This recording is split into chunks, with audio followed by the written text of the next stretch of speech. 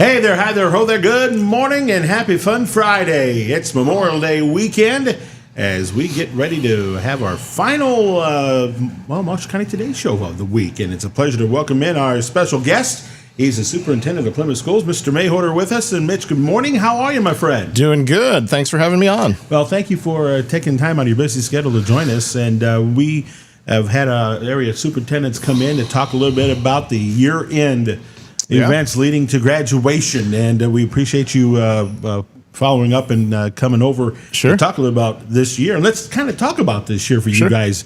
It's really been good for you, hasn't it? It has been. We've had a lot of people that have worked really hard making gains in our curriculum, and some of our scores are starting to improve. We've been on here a couple times before talking about the professional learning communities and things like that. We're actually starting to see some gains. In fact, I was just in Webster the day before yesterday and gave a high five to Angie Bechtel, who her math scores shot up 20% from the year before. Nice. So those kind of things are just happening all over. Our SAT scores at the high school were higher than the national and state average, which was really good, especially when other schools are starting to go down. The overall average is going down. So we're just really proud of all of the work that the crew's doing, and it's been a fabulous year as far as that goes. You know, and you and I have talked about this before. I mean, you know, implementing what you're doing and, you know, trying to meet the standards of what the state throws at you, which seems to change every day like underwear.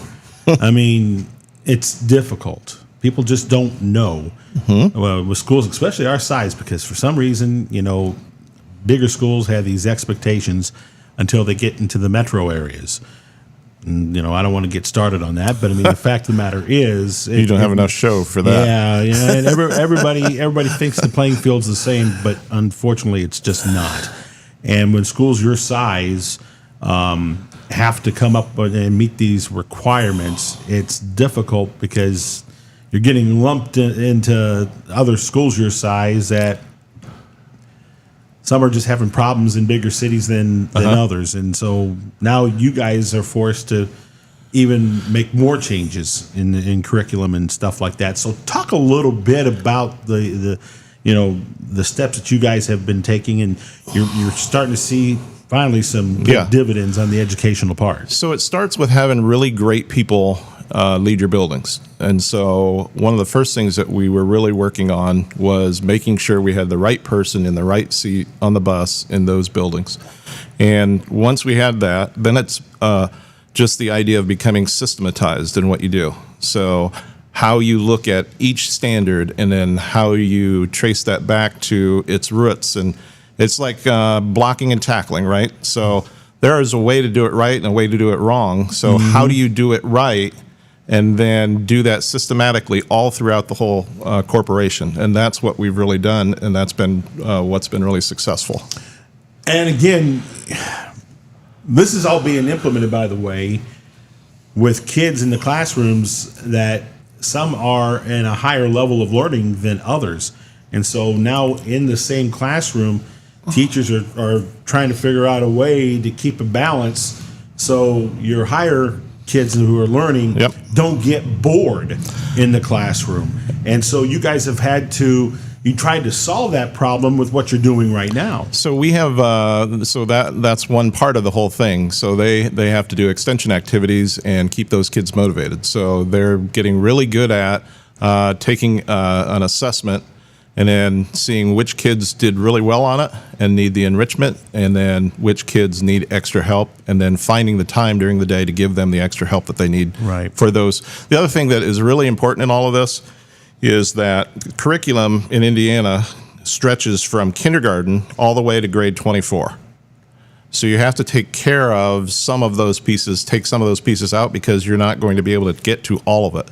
So you really have to zero in on what the state has deemed really important and really focus on that, not everything. And that's hard to do for a teacher. I was going to say, well, and it's not like they're just telling you what's priority and what's not priority. I mean, until they see test scores or something of that particular nature, and then you're like, okay, now we have to try this option that the state wants. That's what really, like, our high school math and language arts groups they took the SAT test, and they took old ones that they could, a repository of old questions that they could look at, and they started to figure out what they were asking, and then they worked their way backwards into their classrooms to figure out just how to teach that so the kid would understand it. A lot of times, like in SAT questions, they would see the question in their normal class a different way than the SAT. The SAT is trying to trip them up a little bit and make them think a little bit more. And so by helping them understand that, the kids did a much better job. And then they're already planning for next year how to do an even better job. So it's really taken fire. But you guys have found a way to do this. Yes. Where most schools, some of them were just saying, you know what, this is just too much. We need to do it this. Let's continue doing it this way. We've spent like 3 years of pretty intense focus on that with solution tree coaches, and that's really helped. I mean, they've really worked the system, made it so that each teacher could be on board with it. Mm-hmm. So it wasn't like imposing to them, and that was important. And again, it just sounds like it's a scenario with you guys that the states and people don't understand. You have mandates you got to follow. Mm-hmm. There are educational rules that you guys got to follow. And then you got to teach it to your administration, and then you got to teach it to your teachers. It's a trickle down effect. And again, people just don't understand. It changes. It changes way too often. I mean, the intention seems good, but the execution of it is probably the most difficult part of it. And you guys, like you said, it's taken you 3 years to figure out a way to make this work the way the state wants it to work. The problem is, it takes a lot of time. It takes a lot of patience, and which, thank God, all our teachers have been able to do that. But man, I don't know if though they're going to let you finally get a set way of handling what you're doing before they change it again on you. I think they'll change certain standards here and there, but I think the way that the system is running, they can easily adjust to that, and I think we can fix that on the run, and I don't think it'll be a problem. And I've not really been a part of something where there has been this much buy-in with all of the teachers too. So I mean, that's been really important because the teachers are really bought in. The other thing too that you guys as a corporation have really done is not so much as the educational part, but you guys are finding ways to connect better with your students, and to me that's a huge component of not just learning, but I mean, it helps and it's boosted your learning.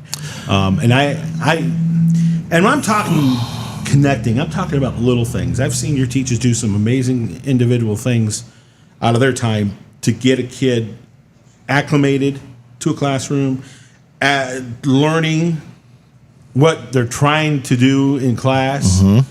It really is impressive the way your teachers and your administration's attacking the connectivity part, and that's huge. I mean, that is huge. So we've got a young and hungry group of administrators. I mean, they're all in that. I mean, we have a couple that are a little bit older, but we have most of them are in that mid-30 range, and they work really hard. And the connection, I think, starts with each of those buildings are really connected to each other. I mean, the staff at each building is really like a family. We're going to have our end of the year celebration where we have the food trucks lined up across the back of the football field. Welcome to join. Thank you. And that's going to be on the 31st at lunchtime. But if you go there, you will see the connectiveness of all of the people, just people. They like each other, and they work hard, and that they don't give up on kids now. Right. And so that is the big difference. So if a kid has a need, they're going to fill that need. And I'm glad you said that, because that's the way it looks. That's the perception I'm getting. Yeah. And that, to me, that means you're on the right track of what you guys want to be accomplishing over there at the Plymouth School Corporation. Yep. And again, there's along with that component of connectivity means you guys have to improve on things. You got some projects, for example, that are going to be making a difference for our kids. Talk a little bit about those projects. So we have some huge projects going in. We have one that will be very visible to the public. If you drive over by Dairy Queen and see the Washington School this summer, they're going to have the whole front of their yard redone. And it's going to be a new parking lots, new sidewalks, new road in and out. So that will be, visually, you'll just be able to see that. Yeah. But we have been talking for as long as I've been here about the Career Innovation Center, and that is finally getting underway this summer. It's going to be a mess in the back of the. We just had a meeting to talk about how to do the busing for next year, right? Because we can't do the busing the same way that we did this previous year. So all the buses are going to have to drop off at door 1 instead of in the back. Because the back will be all filled with construction, basically. Okay. And they've already started that in the service center. The service center is kind of gutted to put in our digital manufacturing class. So that's underway. Then they're going to get started on the culinary arts, the building trades, the ag and power. And what's really cool, too, is that we're going to put an early childhood center in where the annex of the WSOI, there's 3 rooms there, that will be turned into an infant 1 and 2-year-old room. Wow. And that'll be a CTE course. We have early childhood CTE course so that our kids can go right down there and get exposed to that. Mm-hmm. But then we have also been able to put a pre-K for next year at each of the 4 buildings, which is really exciting. That was one of the things that I was hoping that we could do. Bravo. And it's doing a little bit faster than what I thought we would, which is really exciting. Absolutely. Now we're going to have to muddle through some of the construction. However, it'll get there, and then it'll be up and running. Wow, but that lot. is really, really exciting. I mean, there are going to be all these. The vet science room is going to be just like Plymouth Vet, for instance. It's going to look and feel like that. And so when a kid goes in That's there, gonna be beautiful. It's just going to be, a great experience for that kid. Our programs, since Jen Felke has taken over too, have basically doubled in the amount of kids that have been in them, the amount of programs that we've offered. So it's just Jen's amazing. Good. Jen's good. I just work with amazing people all over. Yeah. I mean, I got the greatest job in the world. I just go in and work with all these wonderful people. And again, the progressiveness that we're seeing from the Plymouth School Corporation, it's not easy. You always get pushback. But this is today's world. And it's a lot different than when you and I were in school. Options have to be available for our kids' success. Yeah. You rattled off 3 or 4 programs right off the bat. Yeah. That are needed. Yeah. And you're going to probably be the only school in our county that's going to have those options available for students all over the county if they. And many of those are shared programs, so a lot of those schools drop their kids off to us, and then we make sure that they get serviced. Well, I think it's great. Yeah, I love the direction that's going on. Time just goes so by with you fast when you're here. Graduation's coming up. Graduation's the 7th. It's going to be outdoors at the rock pile, and this could be the last time that it's at the rock pile because we're always very nervous about the rain, and if it rains, we're in big trouble. So we've dodged that bullet for several years, but our Jake Singleton, I'm not sure is. He doesn't want to lose all of his hair all in one year, so he can't afford to lose all his hair. So he is. God bless him. He is thinking maybe after this we might move it back in, just to be safe, because there's so many. Well, it's a high risk. I mean, there's so many parties and things like that that are timed up, and if graduation doesn't come off without a hitch, it's just really hard. That's a very good point. So that's a very good point. But like I said, you've been able to work with Mother Nature, and you've pulled it off. Yep, so, crossing our fingers. Yeah, because that's the best we can do here.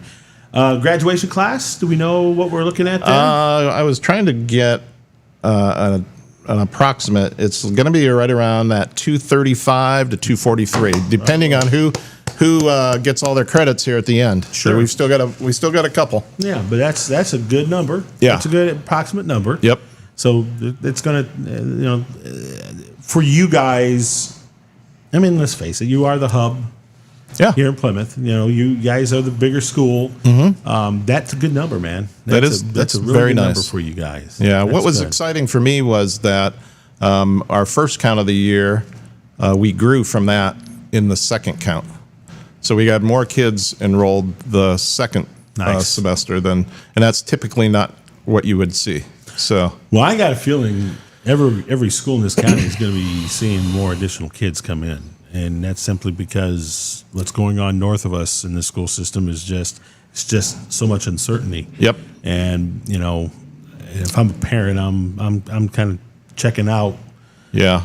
Where to possibly a different school location for my child just because of that uncertainty. Yep. Now, I'm basing this on what I'm being told, and as a matter of fact, last night, there are umpires that come from the area. Yeah. And another one was from the region, and they were sharing stories about how the school systems are running right now, and it's not necessarily positive. Well, I'm very proud of our school system. We have a great school system, and Plymouth is a great place to live. So if you're listening, get that plug in. Go ahead. You deserve it. No, we would love to have you. And talk a little bit along that line, because you have several schools. It's under your wing. Talk a little bit about the uniqueness of these schools. You're how many years now you've been the superintendent? For Plymouth, I started in 21, so about 3 years. About 3 years now. And normally it's when you're a new superintendent, it gets you to get it where in the direction you like it, that you believe in, that makes it successful. It's about 5 years. It's about a 5-year plan, because you just got talked about all the projects. Yep. You talked about the new educational process that you guys are doing. That's a lot of work. Yeah. And to try to cram it in a 2 to 3 year scenario, I feel personally that's unrealistic. And I feel by your 5th year, man, you things are going to be really rolling the way you anticipate. But here's the other good news on that is not necessarily, I would think, on your docket, is how fast this is happening. Because of the people who you got in place. Well, if you talk to our new administrators this year, they believe that it is going really fast. Yeah, they thought it was like, oh my goodness, Plymouth does a lot of stuff. Right. Hope Amor, I know, has said that a couple times. It's like, wow, she's just, her head's spinning sometimes. Yeah. Of course, she keeps herself busy outside of the coaching track and stuff like that. And you had a lot of, you just got some, I hate beating a dead horse here, but you just got some really good people in the right places. And a great board. I mean, the board has been fantastic. So from the top down, it has just been a pleasure to work here. Year. It's just great. Yeah. So is there anything we can anticipate going into next year that we can kind of say, all right? Well, we're still working on STEM certification in the K through 8s, and that we expect that to continue to happen. That's also like a 3-year process. So explain that real quick for our listeners about STEM. STEM is science, technology, engineering, and math, and we do lots of projects. We try to tie that back into things that might happen in our environment or in our community. But there's a process to get certified, and then it's just kind of makes you unique. But it's on top of the reading and the math, the things that we already do. It's not necessarily a part of those, but it's like, so a while back they put a huge emphasis on reading, and they still do, but most schools kind of went away from science and those kind of science and history kind of things, especially in the elementary. So this is a way to bring that back, and it's also a way to give us that feel of collaborative working with the kids. Mm-hmm. So the kids work with each other, they do projects, and they team up, and there's a lot of collaboration, just like what used to be the PBL stuff that they used to do. Okay. So there's a lot of that intertwined in it too. And the fact that you can make an adjustment if scores in reading need a bump. Mm-hmm. You can kind of take away a little bit from the technology part or the science part and concentrate and focus on the reading part. And STEM is at least, I think, flexible enough to allow you to do that. We have found enough time in our day to do that as a project all by itself, so that it didn't mess up with what we were doing in math and reading. Yeah. See, that's good. And that has been good. And you talked about the enrichment. Most of the schools have built-in time too, where they have time to work with those kids on the extra, and also the enrichment. So even the high school has 45 minutes devoted to that, called PPT time. Nice. Yeah. Nice. So, well, it sounds like you guys had a great year, and it starts from the top down, and so kudos to you and your administrators and the job that they are doing. Yep. We have great people. And again, this is an outsider looking in every year, but I really love what you're doing with the connectivity part with your kids. One guy who just pops in my head all the time and is Ken Olson Yep. at the high school. That dude, he is special. He is special. He does so much aside of what his job title is that you sit back and you go, "How are you doing this?" I think Ken is kind of the heart that Ken has for kids. I think that most of the other principals are kind of, maybe not to his degree, but all of them have that. Yeah, they all have that, and they're young, and they just really love kids, and they really would do anything for them, which is that makes it easy. And I get to see Ken a little bit more than others, but and then Mr. Lynch and you just got some good people, man. We do. It really is. It's fun coming over here to Plymouth and going into that school.